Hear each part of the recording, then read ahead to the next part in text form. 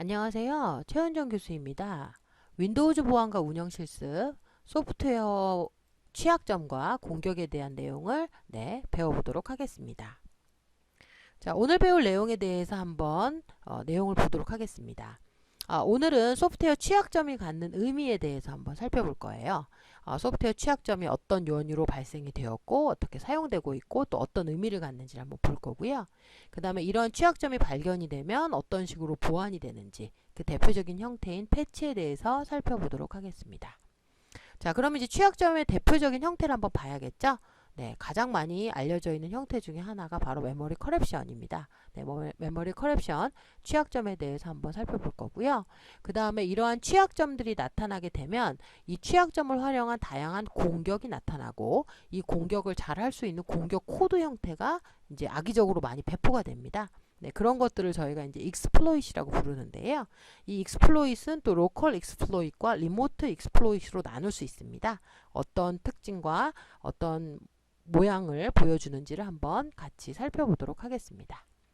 자, 먼저 소프트웨어 취약점에 대해서 한번 먼저 살펴보도록 하겠습니다. 우리가 보통 소프트웨어 취약점, 그럼 사전적으로 봤을 때는 뭔가 취약한 부분이라고 생각을 하겠죠? 네, 우리 친구들은 아마 취약점이라는 단어가 조금 익숙하겠지만 대부분의 친구들은 아마 이 버그라는 단어가 훨씬 더 익숙할 수가 있습니다. 뭐 이런 얘기 많이 하죠. 내 프로그램이 버그 났어. 내 컴퓨터가 버그 났어. 뭐 이런 얘기 많이 할 텐데요. 이 버그는 프로그램이나 또는 컴퓨터 자체에서 일어나는 오류나 오작동을 말합니다. 그래서 가장 많이 이제 여러분들이 말하는 형태는 프로그래밍 할 때 일어나는 실수를 이제 버그라고도 얘기를 하죠. 그런데 갑자기 컴퓨터가 멈추거나 블루 스크린이 쓱 트거나 해서 뭐 문제가 생기는 거 이런 것도 하드웨어 결함도 역시 버그라고도 얘기를 합니다. 결국은 이제 시스템, 즉 소프트웨어와 하드웨어가 포함된 시스템탕의 취약한 부분을 해서 발생하는 게 이제 버그입니다.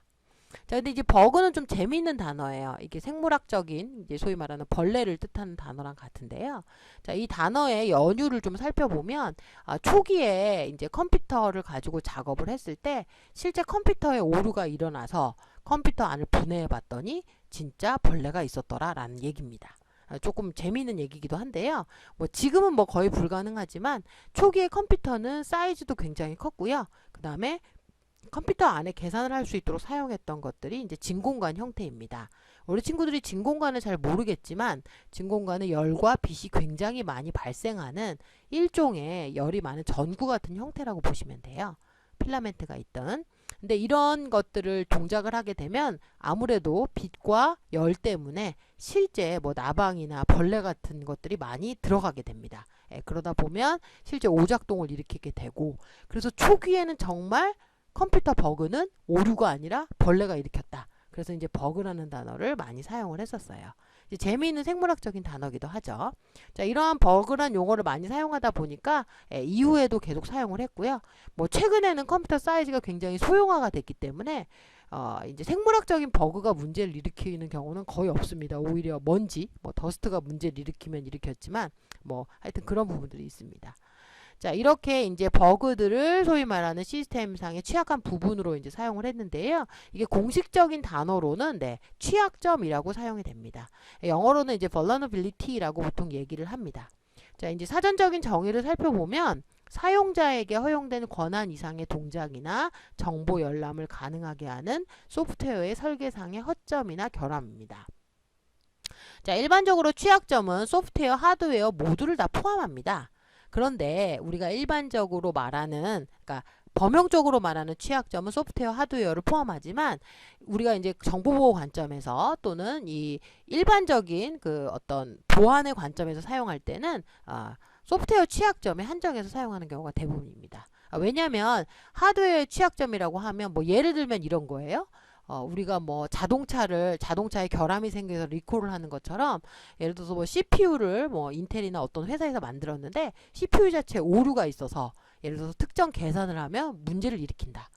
그렇게 되면 이거는 사용자가 해결할 수 있는 부분이 아니라 실제 회사에서 하드웨어적으로 해결을 해야 되는 부분이죠. 그러니까 어떻게 보면 소프트웨어 개발자나 또는 소프트웨어 사용자들의 권한 밖의 일입니다. 그렇기 때문에 저희가 해결할 수 있는데 포커싱을 맞추기 때문에 일반적으로 취약점은 소프트웨어 취약점에 한정을 하고 있습니다.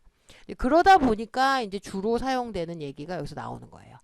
결함 자체도 문제가 되지만 결함보다는 어떤 결함을 이용해서 뭔가 악의적인 행위가 발생을 했을 때가 더 큰 문제를 일으킵니다.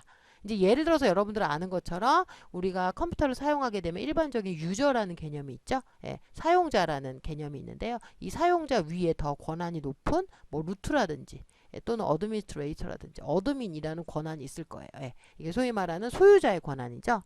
자, 보통 이제 유저들은 일반적으로 사용자의 개념을 갖고 있고요. 루트나 어드민 같은 경우는 시스템의 자원을 전반적으로 이제 관리를 하게 되는 겁니다. 이렇게 굳이 나누는 이유는 뭐죠? 여러분들 아시겠지만 유저가 루트나 어드민의 권한을 쓰다 보면 시스템의 중요한 부분을 망가뜨리거나 해를 입힐 수 있고요.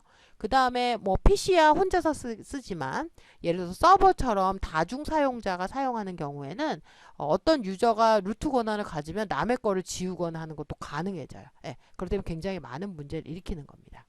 여러분들이 사용하는 PC도 실제로는 대부분이 어드미니스트레이터 권한으로 사용을 하고 있지만 그럼에도 불구하고 몇몇 프로세서나 몇몇 프로그램들은 사용자가 감히 실행하지 못하도록 막아주는 경우가 있어요.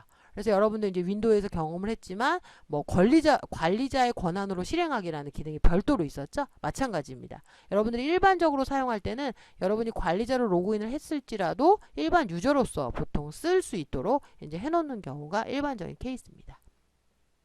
이제 권한 이상을 하게 되면 이제 필요하지 않은 이상 정보를 열람할 수도 있고요. 그 다음에 소프트웨어나 설계상의 허점이나 이런 것들을 발생할 수도 있다라는 겁니다.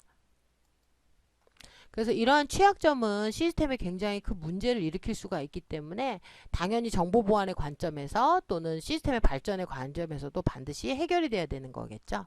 자, 이러한 취약점들이 진짜 자체의 오류도 있지만 오류를 일으킬 수도 있는 것들이 있어요. 그런 것들을 악용해서 쓰는 경우가 훨씬 더 많습니다. 이제 아예 이제 악의적인 공격의 의미로 사용이 될 수가 있는 거죠. 이제 많이 사용하는 형태의 취약점은 이제 버퍼 오버플로우가 있습니다. 버퍼 오버플로우는 이제 단어에서도 아는 것처럼 특정 공간 이상의 뭔가 내용이 들어오는 경우죠. 특정 이상 내용이 들어오게 되면 그냥 오버플로우가 되고 끝나면 좋은데 오버플로우가 되면서 오버플로우가 된 영역이 예를 들어서 뭐 루트라든지 어드민의 권한이라든지 아니면 다른 메모리 영역일 경우가 있어요. 그런 경우는 악의적으로 뭐 특정 소프트웨어나 운영체제나 디바이스의 제어 권한을 획득할 수 있다는 게 가장 큰 문제입니다. 자, 그래서 이러한 것들을 해결하기 위해서 어떤 방법을 우리가 생각해야 되는지도 고민을 해봐야겠죠. 그래서 먼저는 이제 취약점에 대한 이해가 필요하고요. 그다음에 이 취약점을 어떻게 해결해야 되는지에 대한 것들을 우리가 생각을 할 수가 있습니다. 이러한 취약점이 발견이 되면 어떻게 되죠? 뭔가 이제 사건이 일어나겠죠. 예를 들어서 해커에 의해서 일어났다. 그럼 아마 뉴스나 언론에서 먼저 나올 확률이 높아요. 그 다음에 이게 또 이 취약점이 단순히 해커에 의해서 발견되는 게 아니라 그 시스템을 보완하기 위한 많은 보안 요원들이 여러 가지 형태의 테스트를 할 거예요. 이런 테스트, 저런 테스트를 많이 하겠죠. 테스트를 하면서 어떻게 돼요? 취약점을 발견하는 경우도 있습니다. 그리고 이게 그냥 일반 사용자가 쓰다 보니까 이게 취약한 부분을 발견할 수 있어요. 그런데 이제 저는 해커는 아니에요. 악의적인 해커는 아니에요. 그러면 이제 이거를 개발사에 이제 관련된 정보를 이제 줄 수도 있겠죠. 그래서 이제 취약점이 발견이 되면 해커, 소위 말하는 블랙 해커의 입장에서는 이제 공격으로 발전할 확률이 높습니다.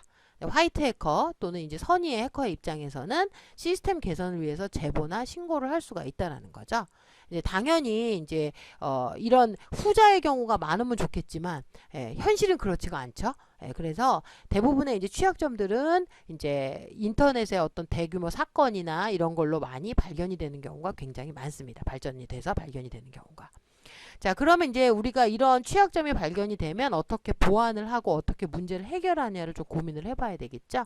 네, 그런 일반적인 형태를 저희가 패치라고 합니다. 취약점은 어떻게 보면 일종의 오류예요. 오류기도 하고 문제이기도 하죠. 네, 그거를 해결하기 위해서는 뭐 설정을 바꿀 수도 있고요. 그 다음에 특정 파일을 뭐 삭제할 수도 있고요. 그 다음에 특정 어떤 기능을 더 보완하거나 추가할 수도 있습니다. 근데 이런 것들을 어려운 가이드로 주게 되면 일반 사용자들은 거의 못해요. 그래서 이거는 소프트웨어적으로 개선 방법을 제공을 합니다. 그러니까 예를 들어서 어떤 취약점이 있는 경우는 패치를 설치하세요 라고 이제 가이드가 내려오죠. 근데 아마 패치를 설치하라는 내용을 많이 못 들은 것 같은데 라고 얘기하는데요. 이게 이제 소위 말하는 소프트웨어 업데이트랑 비슷한 내용입니다. 소프트웨어 업데이트는 소프트웨어의 기능 자체가 업데이트되는 경우도 있지만 알려진 버그들이나 문제점들이 수정되는 경우가 훨씬 더 많습니다. 그래서 예를 들어서 윈도우도 저희가 주기적으로 업데이트를 하죠. 그 다음에 유닉스나 리눅스의 경우는 주기적으로 패치를 하게 되어 있습니다. 그래서 조금 더 이제 우리가 알고 있는 용어랑 비슷하지만 말 그대로 알려져 있는 취약점, 문제가 되는 취약점을 개선하기 위해서 소프트웨어적으로 이제 제공이 됩니다. 그래서 실제 소프트웨어적으로 우리가 EXE를 실행을 하더라도 결국은 그 안에서 하는 일이 뭐예요? 뭐 설정을 바꾼다든지 아까 말했던 것처럼 악의적인 문제가 되는 파일을 삭제한다든지 아니면 시스템에 문제가 있는 부분에 대해서 추가적인 소프트웨어를 설치한다든지 이런 공격들을 이런 반응들, 이런 보안들을 이런 공격에 대한 보안들을 하게 되는 겁니다. 자, 근데 여기서 이제 기억하셔야 될 게 있어요. 패치가 이제 개발이 돼서 배포가 되면 이제 좋은데 문제는 취약점이 발견이 되자마자 바로 패치가 되는 건 거의 불가능하겠죠. 이제 취약점이 발견이 되면 이제 뭐 여러 가지 이제 보안 인력들이나 이제 제조사나 이런 데서 이제 막 그거를 보완하기 위한 프로그램들을 개발을 할 거예요. 그러면은 이제 개발 전까지 이루어지는 공격이 있을 수 있어요. 그런 걸 뭐라고 부르냐? 제로데이 공격이라고 얘기를 합니다. 여러분들 이제 아는 친구들도 있겠지만 이제 제로데이 공격이라는 거는 패치는 개발되지 않았어요. 그 전에는 어떻게 돼요? 해당 취약점은 엄청나게 악용이 될 수 있다라는 겁니다. 그래서 그런 악용을 집중적으로 일어나게 하는 것들을 이제 제로데이 공격입니다. 그래서 이제 보완하는 사람들의 가장 큰 이제 이상 중에 하나가 뭐죠? 제로데이 공격을 탐지하거나 대응할 수 있는 대응책을 마련하는 거죠. 아직 패치가 개발되지 않기 전까지라도. 그래서 요럴 때 이제 요런 것들에 대해 포커싱을 맞춰놓고 이제 보완적인 부분을 또 발전시키는 것도 필요합니다. 자, 제로데이 공격이 이제 유명한 이유 중에 하나는 이제 방어가 어렵고 굉장히 위험한 상황이라는 거예요. 패치가 없기 때문에 일반 사용자, 뭐 전문가들이야 뭐 안 되면 컴퓨터라도 끄거나 서버를 셧다운 시킬 수가 있겠지만 일반 사용자들 어렵고요. 근데 이제 또 그래요. 우리가 서버를 그냥 꺼버리면 되잖아요. 하지만 이 서버를 꺼버리면 사용자들은 어떻게 해요? 쓸 수가 없는 겁니다. 예. 그래서 이제 셧다운이 안 되는 시스템들이 또 존재할 수가 있어요. 이제 셧다운을 했다가 너무 피해가 큰 경우죠. 예. 그런 경우는 어쩔 수 없이 또 운영이 돼요. 그래서 그런 부분들이 있기 때문에 굉장히 위험한 상황이라고 할 수가 있고요. 그래서 이 제로데이 공격이 일어나는 동안은 패치가 개발되고도 있지만 개발되고 또 개발되고 있고 또 그 다음에 관련해서 취약점도 다 공개를 해버려요. 이런 거 문제가 있다. 그러니까 너희 시스템 조심해라. 이렇게 워닝을 해줍니다. 그런데 이제 이런 거를 또 못 참고 해커들이 어떻게 해요? 관련된 이런 제로데이 공격이나 또는 취약점에 대해서 이제 블랙마켓을 통해서 이제 유통을 하기도 합니다. 그러면은 이제 예를 들어서 유명한 시스템이나 또는 뭐 대규모 시스템 같은 경우는 이제 해커들이 이걸 또 거래를 통해서 이제 집중적으로 이제 공격을 하기도 하는 그런 부분들이 있습니다.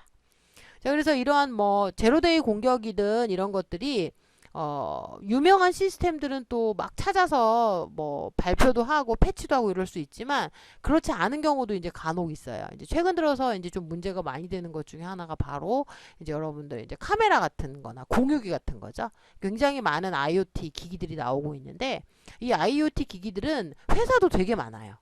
네, 그러다 보니까 이게 하드웨어적으로만 동작하는 게 아니라 요즘에 웹캠도 마찬가지고 이 여러분들 공유기도 마찬가지지만 뭔가 어드미니스트레이터 권한으로 들어가서 뭐 비밀번호도 설정하고 뭐 여러 가지 기능들이 부가적으로 돼 있죠. 하드웨어 자체만 파는 게 아니라 하드웨어에 딱 붙어 있는 펌웨어라고 하는 그런 소프트웨어가 같이 들어가져 있습니다. 근데 이 펌웨어가 회사가 이제 좀 크고 보안에 대해서 많이 생각하면 안전한 펌웨어를 만들지만 대부분의 경우 이제 영세하거나 또는 기존에 있는 소스 코드를 조금 바꿔서 이제 하는 경우도 있어요. 그래서 그런 경우 때문에 취약한 부분들이 굉장히 많습니다. 그래서 그런 것들은 또 해커들이 타겟은 되지만 또 그렇다고 이제 보안 업체들이 일일이 보완을 하기가 상당히 어려운 부분이 많아요. 그래서 버그 바운티라는 프로그램이 있습니다. 이제 뭐냐면 버그를 이제 사냥하는 거죠. 이제 좋은 의미로 쓰는 겁니다. 그래서 이 버그들, 소위 말하는 취약점들을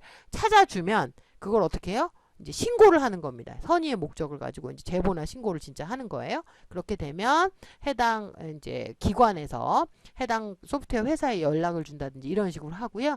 그 다음에 이제 버그 바운티를 하게 되면 당연히 그거에 따른 포상금도 있습니다. 예. 그래서 우리나라 같은 경우는 이제 키사 이제 그 기사에서 운영하는 서트 대응팀에서 국내 소프트웨어에 관련된 것만 해요. 해외 건 안 하고요. 국내 소프트웨어에 관한 취약점 신고 및 포상을 많이 합니다.